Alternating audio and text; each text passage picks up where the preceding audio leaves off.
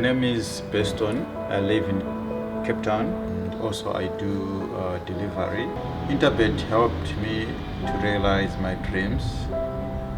Now I have my own delivery vehicle and I'm able to do the removal in and around Cape Town.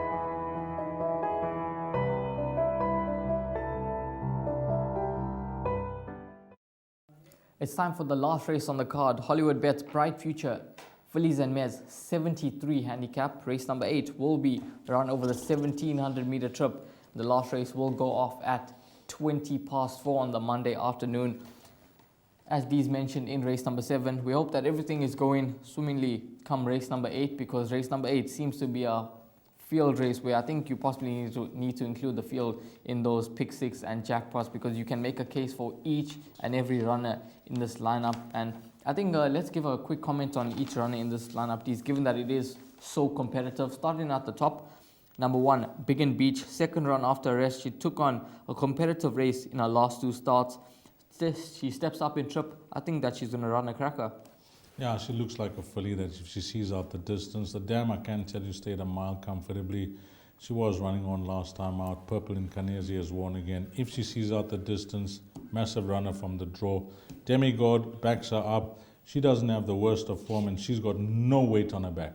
No weight at all. Drawn in gate number 2 and the same owners as Big and Beach. So they'll be hoping for a good race with their 2 runners in the lineup, both for Gavin Van Zyl. Moving on to horse number 3, Angel of Justice. Robert Carty rides her for the first time, 1-from-1 over the distance.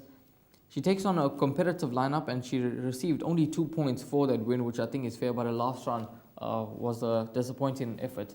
Now, if you're willing to figure for a last start and judge her on a penultimate, she could be one to consider.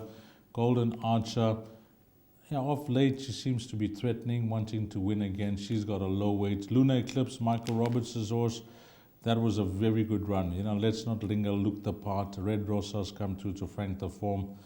Belger, she's consistent. She returns from a rest, which could possibly she could possibly just need the run. So I'd include her maybe into those larger trifectas and quartets. Lundy Island, much better run last time out, beaten 2.15 lengths by Lady Yusra. Third run after a rest, she could possibly be in the shake-up. Yeah, you know, the fact that she's won 3 on the bounce suggests that the ability is there. Touch on both Peter Muscat's runners, 8 and 12. Yeah, they both have done fairly well out the maidens. I wouldn't be discounting their chances if you're playing it wide. In the pick 6, Rotunda, Donovan Dillon goes for that ahead of 12, Rocky Reef. Dawn of a New Day, Dean Caname's runner. I think we have to respect the Cape form, whilst the form lines don't inspire much. The type of filly that if she doesn't need a run in the province, she could do well. Mode Short, Terry's runner in the last 3 starts have all been in the province of the Polytrack. Zaki from a wide draw. Yeah, it looks like a race where you're going to have to play it wide if you're not in the camp of the runner that's going to have the run of the race, which is Bingham Beach. But this horse, Dawn of a New Day, just keeps me interested all the time. Same with me, Deez. I think that if she had a draw in the top 5, I'd make her the horse that they all have to beat, given that she has some good Cape form lines and she does run from a terrible draw, but I think that Keegan will get into the race. She shouldn't be too far off the leaders, turning for home, and I think that Dawn of a New Day will give a good account of herself in the last race on the card. But it is an extremely tough race and possibly a race where you got to include the field unless you have a horse in this lineup that you strongly fancy, I feel. Yeah, I've singled out a horse here, Ryle, and maybe I've saved the best for last, and for obvious reasons, involved with the syndicate. That's a Buy Racing Club with Bay Breeze. I've put her down as a one horse to follow for the day because it's such an open race, and there's some positive feedback coming through from trainer Gavin Van Zyl, Gareth Van Zyl, the son of Gavin Van Zyl. After a maiden win, she was sent to the farm. She was there for a while and she's come back and she's taken a bit of time just to build herself up and mature into the filly that she is. She hasn't had the ideal prep, of course, with weather interruptions, etc. But Garrett feels that the Polytrack is no issue for her. And the reason that I've put her down as a horse to follow, guys, is that I think she's an each-way play in this field.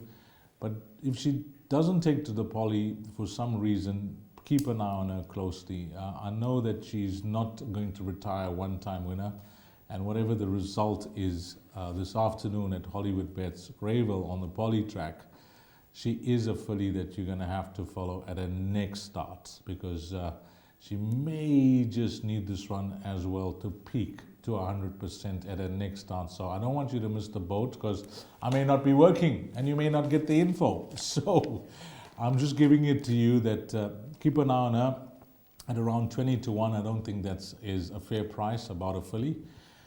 There is lots of form around her, but you can expect a fair run from her, and it's all about trying to tell you as it is from the stable, and that's the lowdown on number 9, Bay Breeze. So she's a nice roughie to include in for the minor positions, trifectas and quartets, and if she pulls off the pick 6, that'll be the best result for you if you've got her in. Absolutely, I think that she's one of the biggest outsiders in the lineup. So hopefully you have number 9, Bay Breeze, running into the last leg of the pick 6, and hopefully the pick 6 returns a decent dividend for you come Monday. It does look to be a tricky card, tricky pick 6 to catch. So possibly if you get the structure right, you could be in the pound seat come race number 8.